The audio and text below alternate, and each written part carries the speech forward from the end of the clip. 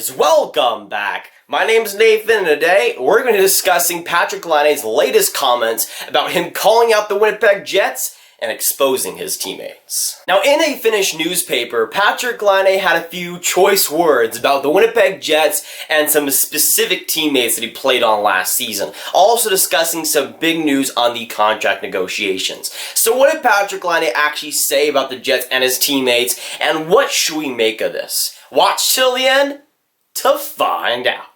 Now, today so far has been a relatively peaceful day. I ended up waking up, doing some work, and, getting ready to record a new video on the channel, until I got the news that there was something happening. And I saw Twitter, Brendan Carlos sign, and I'm like, that can't be it. There's gotta be something different than that. Until I saw Laine trending #1 in Canada. And when I saw that, I'm like, okay, something has to happen at this point.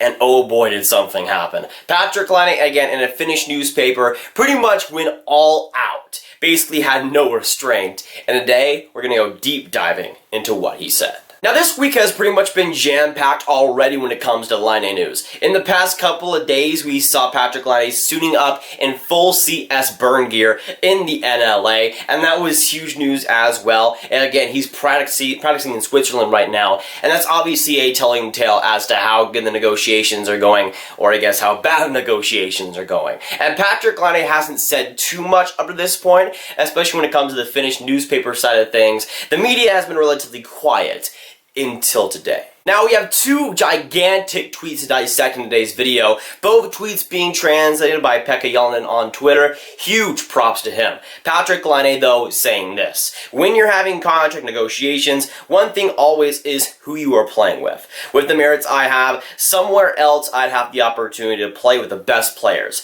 Everybody who understands hockey knows that.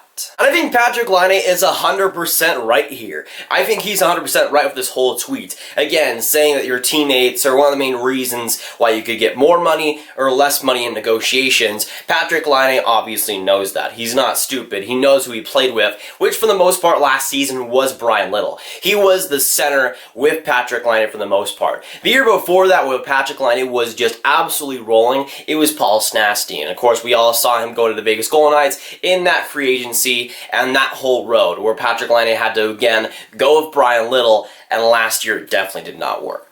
I think even if Patrik Laine did end up signing, he probably would likely stay with Brian Little, at least if these quotes didn't come out. Let's say if Laine stays on Winnipeg, I don't think there's much chance he plays a Little anymore, but I don't think he's going to play with a guy like Mark Scheifele anyways. Maybe he plays with Adam Lowry, another solid center on that center core, but I don't think he's going to get this great opportunity like a guy like Blake Wheeler or Nikolai Ehlers would with an elite talent like Mark Scheifele. And it kind of sucks because I think Scheifele and Laine would be fantastic together, but Winnipeg hasn't really tried that to a full, long sample size. For the most part, it's been Brian Little kind of just being average alongside Laine. But let's just pull up Brian Little's stats from last year. He played a full 82 games, got 15 goals, 26 assists for 41 points. And when you have Patrik Laine, one of the best goal scorers in the league, when he's on his game, you should probably get more than 41 points if you're a guy like Brian Little. And that fit, to me, just never really made too much sense. He's a guy that, yes, is more of a playmaker, but his playmaking never really fit with Patrik Laine either. It was always just a weird mix, but Winnipeg always wanted to go with it for some reason.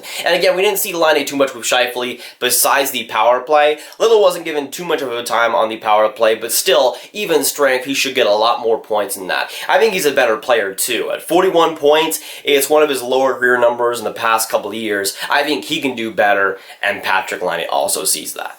I think a lot of people still see Brian Little as this great playmaker that can't do no wrong, but Patrik Laine is also pretty good at assists. Patrik Laine had 20 last year, while Brian Little had 26. Only 6 more, while Brian Little is this fantastic playmaker, while Patrik Laine isn't. It just never really seemed like the greatest fit to me. And Paul Maurice is one of those coaches that will be stubborn, will keep those lines going, even if they don't really seem to work. Patrik Laine didn't play with that many teammates, even when he was slumping, and it never really seemed like it was working. A little bit on the power play, yes, but even strength, it was basically an offensive black hole for both Little and Laine. And that's why I think we're kind of seeing Patrik Laine go after the Winnipeg Jets, Paul Maurice, and even Brian Little. I don't think he has this great grudge against Brian Little per se, but more about Paul Maurice keeping with Brian Little. And I think when it comes to Patrik Laine, he's kind of afraid that if he signs with the Winnipeg Jets, he'll just keep playing with Brian Little, the teammate that he doesn't really like. I don't think Brian Little likes Laine too much, and the fit has just never been there.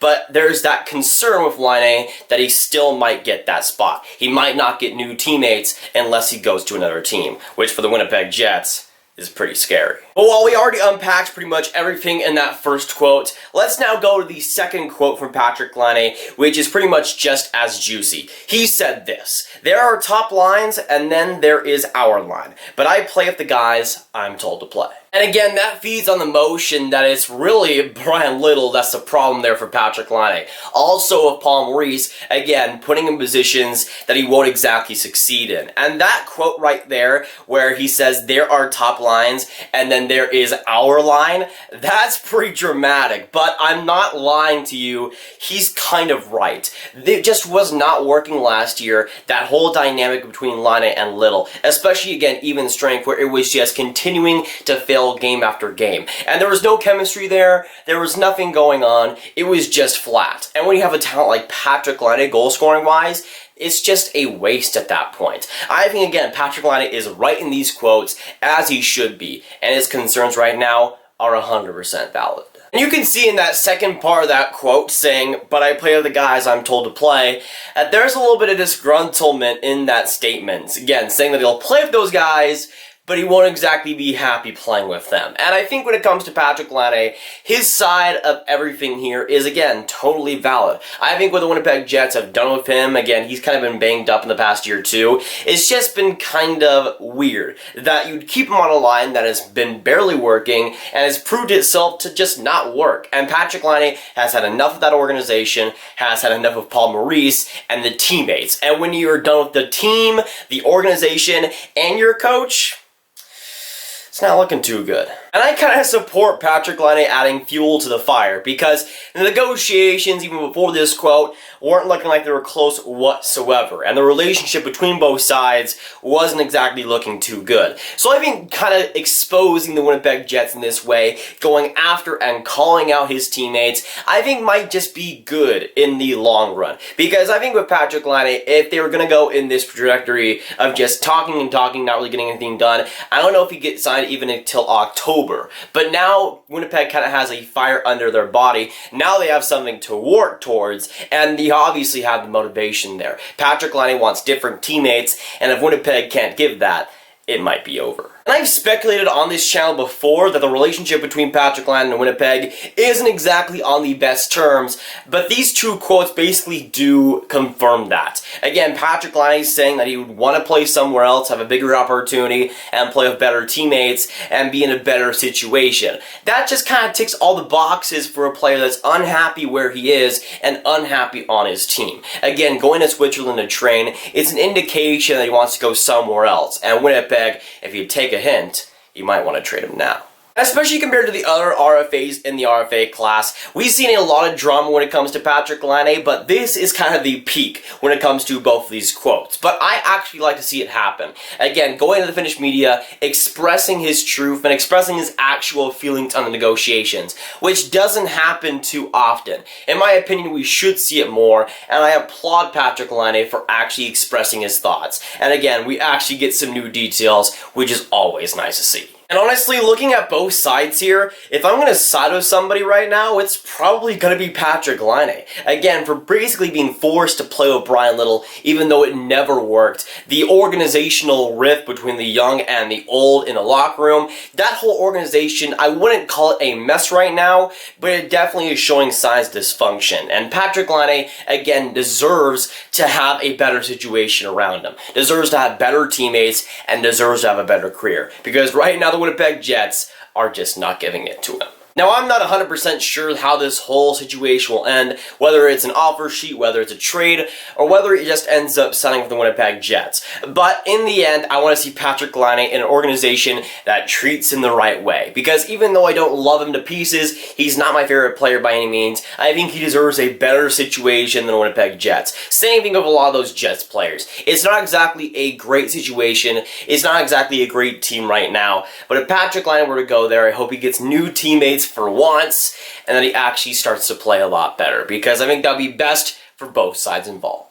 But of course, with this video, I need to hear your guys' thoughts down those comments down below. So let me know what you think about Patrik Laine's recent comments, him calling out the Winnipeg Jets and exposing Brian Little and his teammates. What do you think about everything that's happened, and which side are you on? The Winnipeg Jets or Patrik Laine? But if you guys want some more Grav videos just like this one, you should click on this card right here to watch my video on the latest Kyle Connor trade rumors and the potential offer sheets that might come very soon. Trust me, it's a good one. But that'll be it for today, guys. If you guys enjoy, make sure you hit that like button, hit that subscribe button, and hit that notification bell. If you haven't already, again, comment down below your thoughts on Patrik Laine and him calling out the Winnipeg Jets. Share this video with your friends as well. Growing the Grav gang as much as possible. Almost on the road to 10K too.